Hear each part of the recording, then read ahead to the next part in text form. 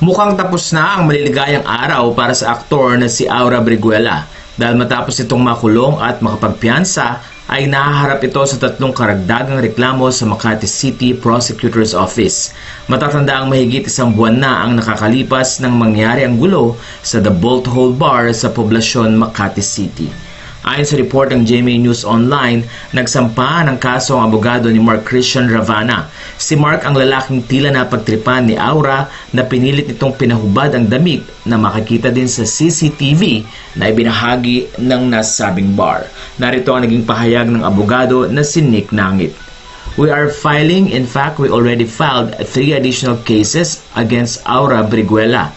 Ilan sa mga reklamong isinampa kay Aura ay ang violation of Article 2A3 or light threats o pambabanta under Revised Penal Code, kasama din ang violation of Article 286 grave coercion o pamimilit na under D ng RPC at ang violation of Section 11C in relation to Section 11A of the Safe Space Act o Bawal Bastos Law.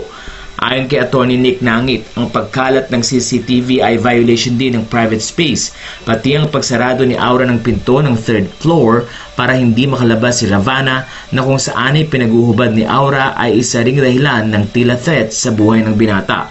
Ang pangatlo ay ang paghila ni Aura kay Ravana para bumalik. Dito ay maaring sabihin ng grave coercion o pamimilit.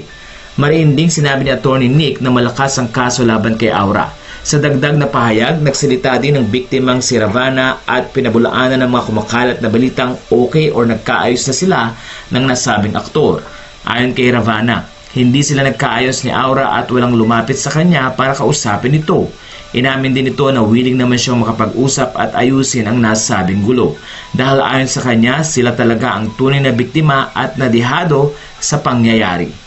Matatanda ang unang lumabas na tila ang grupo ni Ravana ang may ginawang mali sa kaibigan ni Aura na babae pero sa bandang huli ay hindi pala ito ang totoo. Samantala nahaharap din sa kasong slight physical injury si Aura, dagdag pa dito ang simple disobedience to a person in authority.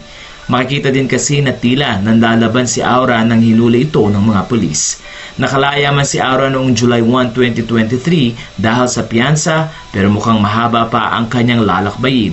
Umaasa naman ang mga followers ni Aura na natuto ito sa nasasabing pangyayari. Wala na pong masasabi niyo sa story na ito.